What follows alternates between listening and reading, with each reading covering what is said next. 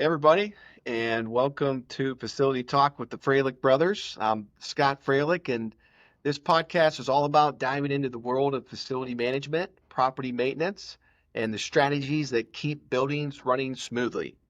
So, our goal to bring you practical insights from industry experts to help you navigate challenges, improve efficiencies, and optimize building performance. So today, I'm thrilled to have Rob Lynn.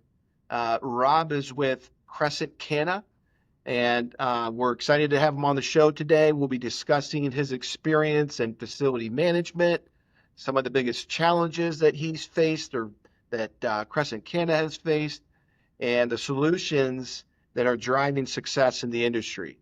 So let's go ahead and get started.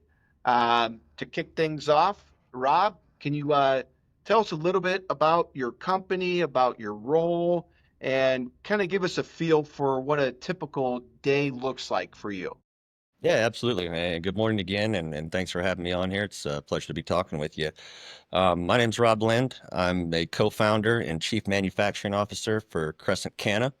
We are a legal hemp beverage and edible company. We specialize in beverages. We started off with CBD products and kind of segued into the edibles and the beverages. And with the beverages being the fastest growing sector in the industry, that's really where we're focused at. So, do a lot of work in the warehouse, and we're all too familiar with these topics. Awesome. Well, that's great, man. And so when you think about facility management, um, talk to me about some of the biggest trends or, some of the changes you've seen over the past few years. That's a great question. I have little visibility into what other companies are doing, but with my experience as being a risk management in the past, which has a lot to do with facility management, it's really helped us out. I do see some companies kind of struggling with old, Stone Age inventory tactics and just this is how the building's been set up since we've been in, and so this is how we're going to keep it. And one of the things that we try to do here is always remain as proactive as possible. When you're reactive, you're trying to put out fires and you're losing line time or production time. You're having to reschedule trucks at the dock. So the best thing to do is stay on top of everything and just try and be proactive and implement things as you see them. And like you said, understanding the best practices to have a well-flowing warehouse that's efficient and safe at the end of the day. Yeah, I mean, safety obviously is critical, especially in warehousing. And, love the mindset of proactiveness. Reactive is a practice in which is important. Reactive processes and standards are great to have, but being proactive is going to mitigate and produce less reactive, stuff that comes up. And, we always preach proactive and, having that type of mindset in facility management specifically, because a lot of things do come up. And, during which when they come up, what's the plan? How are we in practice putting those plans in use? So it's great to hear that you guys look at and approach your facility both in your manufacturing and in other parts of the building operations proactively. Looking ahead, what are some of the biggest goals for the next few years? Any particular challenge that you guys are working to overcome? Our biggest challenge is actually outside of facility maintenance. It is so we are top three hemp beverage companies in the country. There was some data that came out from the Nielsen Group a couple of weeks ago that had us at the number one spot. So determining on sales and volume is one thing. Um, our plan is to just continue stroking. We put our heads down from the very beginning. We understood the beverage model. There's a lot of companies out there that are trying to get premium prices, and the beer and liquor guys are doing the distribution here. So you got to play ball. That was the first Yeah. thing. Well, the second thing we did right. The first thing we did right was create what we believe is the best tasting beverage on the market and the most effective beverage on the market for the most affordable price. You're getting a premium product at bottom dollar pricing. Distributors love that as well. Our goal is to grow inventory substantially and to move into these other markets that we're not currently in. We have distribution in about 28 different markets right now. We have direct to consumer and we also have wholesale. We don't want to lose that top three spot. We want to keep going. We're not here to get comfortable. We want to up the stakes. We want to improve the products. We want to improve our distribution networks. And obviously, we want to keep our facility that we have here in house firing all cylinders. Downtime costs money, and we don't want that. And as you mentioned earlier, um, not all things can be prevented. You have these instances where you can be as proactive as possible and something just goes. Having a plan and a contingency plan for if those kinds of things happen, I think is critical because if you're working with something that just popped up out of the blue, yes, you have to shut everything down and start with it. If you have that contingency plan and that plan B and plan C lined up, you're already ready to go. So you go from maybe being shut down for a day to a week, depending on a part coming, to being down for a matter of minutes. And timing is everything in the production environment. So No, that's really great feedback, Rob. And sounds like you guys have some, big goals, and you already are achieving, at a high level, being top three in the country. That's outstanding. thank you. Growth and inventory sounds like that's one of your bigger goals. Is that uh, from a growth standpoint?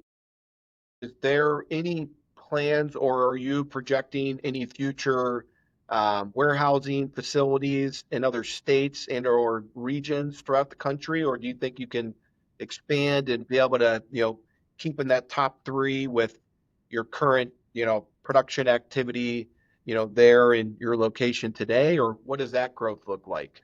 A lot of companies, want to grow by their assets and buy these facilities, and that's great. And we would love to do that. But as I mentioned, we're more focused on growing the company and the volume. So a lot of our money goes back into the products.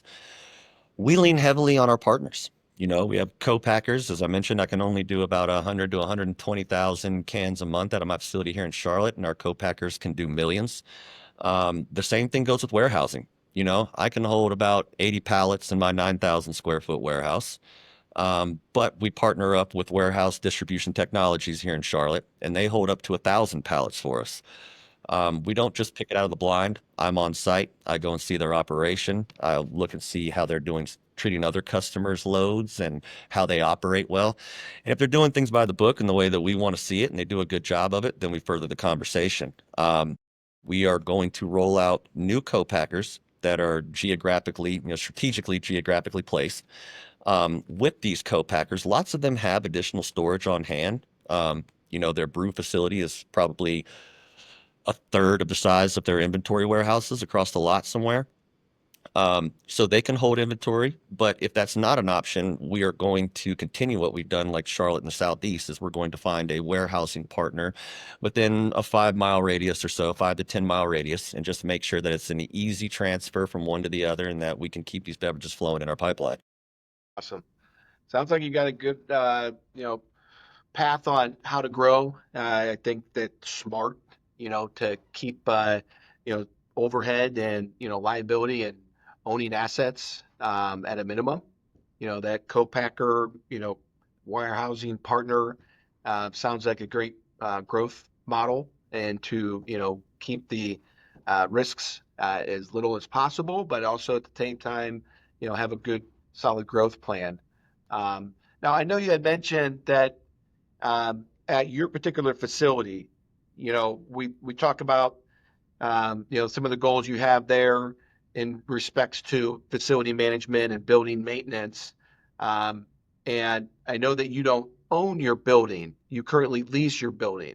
So, Correct. what are some of the biggest obstacles that you've faced in maintaining your building and your facility's efficiencies, being the non-owner and leasing the space? Well, that slops us back into the reactive category. So, we, we do everything we can. We're very proud of what we do. We take pride in our facility, even though we don't own it. We keep it in the best shape that we possibly can.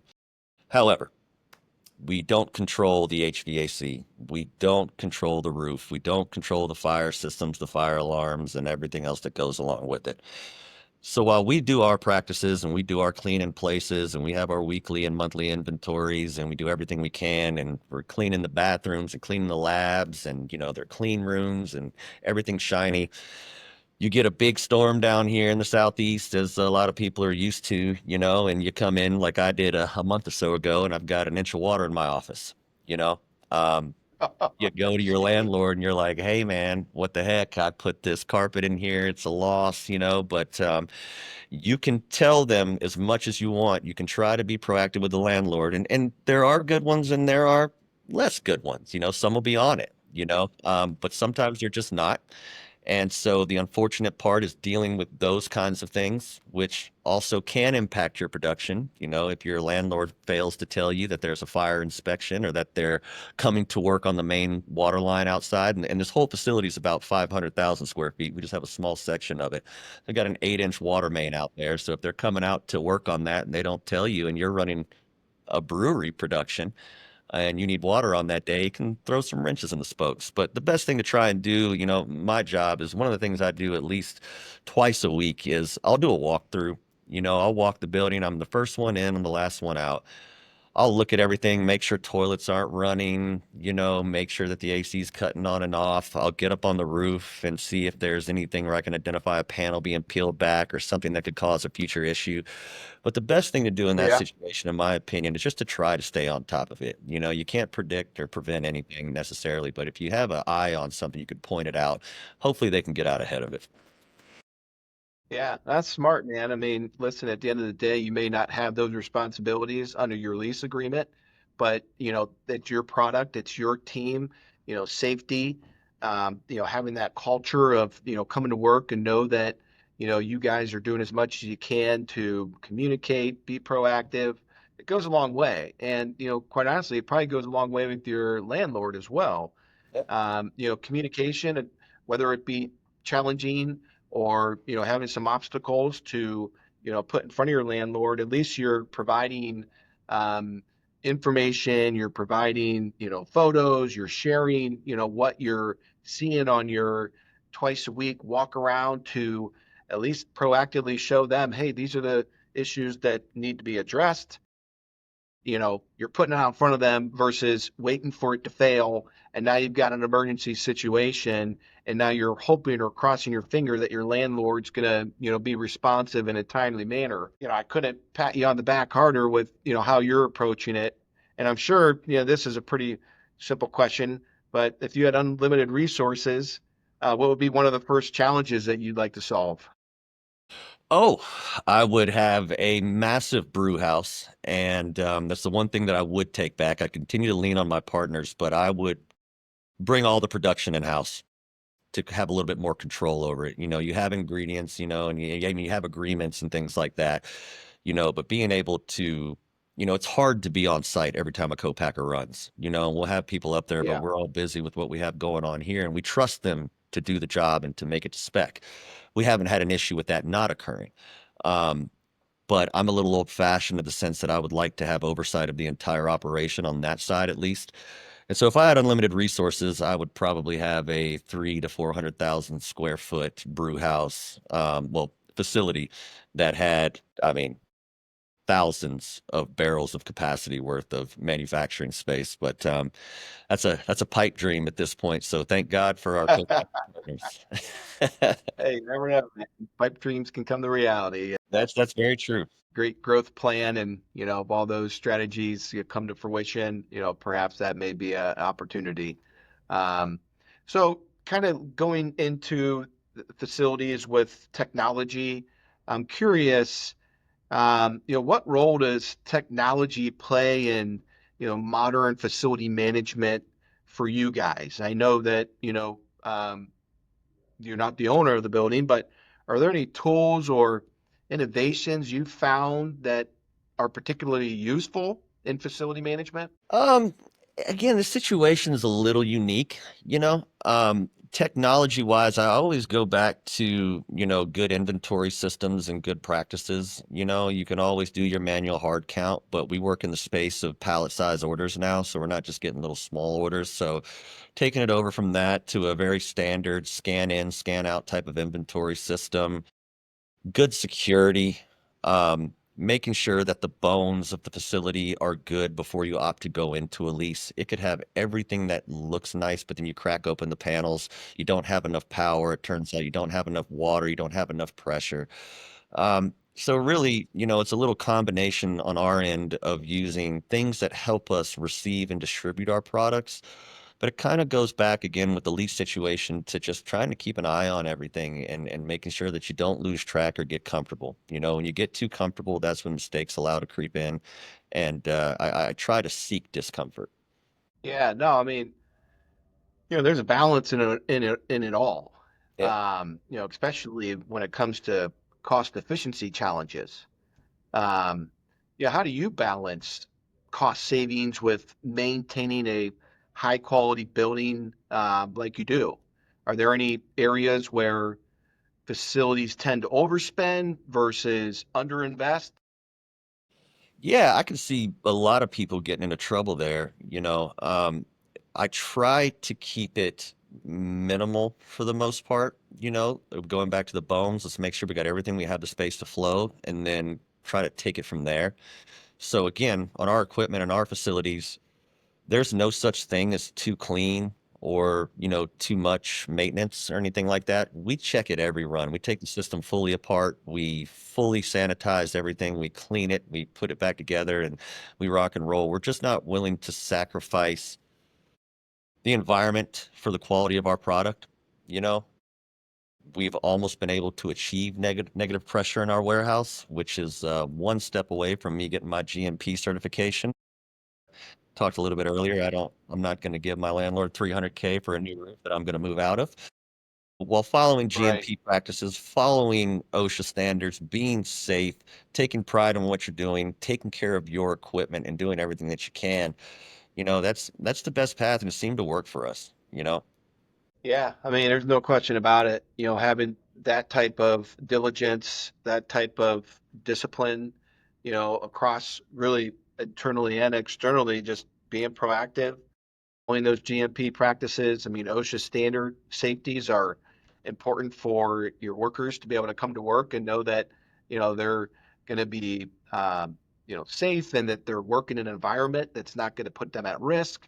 I mean, all those things are just, you're checking all the boxes, Rob. And, it's really been wonderful having you on this podcast just to hear you talk, so candidly and open about, these types of good practices in facility management, even not even owning your building. I think that's so rare that you see, non-owners take such proactive measures in the building's facility management and maintenance, because at the end of the day, it does impact your operations. It impacts your business. It impacts your growth. If you had to continuously be reactive or, pound your fist on the desk and fight with the landlord, then, that's not a win-win. And it sounds like you've created a culture of a win-win. And, um, you know, kudos to you and, your team.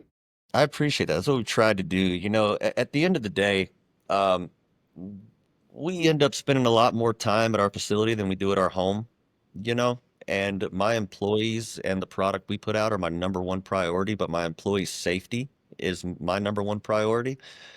With the amount of time we spend here, talent retention is key too. You come in and you see somebody who's not on top of their game and they're just an owner that comes and leaves and doesn't do anything and the place is, dilapidating, you're not going to keep good talent. For the amount of time we spend here, when my employees walk through the door in the morning, I want them to feel safe and I want them to look forward to being there as much as they can. I know that everyone Yeah. doesn't wake up and go, "Oh boy, I get to go and work in an 85-degree warehouse today." But if we can do the things to make them comfortable and make sure that they're safe, that works better for the synergy of the company entirely. That's awesome. You're right. And listen, this has been a great conversation, Rob, and I really appreciate your insights. Your perspective on safety, your perspective on your employees, whereabouts, and just making certain they're comfortable, and your perspective on building maintenance and being proactive, I think really stood out to me. And I know our listeners are going to get a ton of value from that, especially not being building owners. I think we talk to enough facility peoples in the different industries that may not own their building, that may not have that same type of mentality or discipline to be proactive in the facilities management and building maintenance. So I know that this is going to be a home run in our podcast with the content we're creating. So, Rob, it's been a pleasure. Thank you for joining us. And thank you all those that are listening. If you've enjoyed this episode, be sure to subscribe to Facility Talk with the Freilich Brothers. And for more discussions and more facility management and building maintenance, we're going to have podcasts that are rolling out with different people just like Rob who share their experience, who share their expertise. So we're looking forward to it, and we'll see you next time. Yeah, thanks for having us, Scott. I appreciate it, man. You have a great day.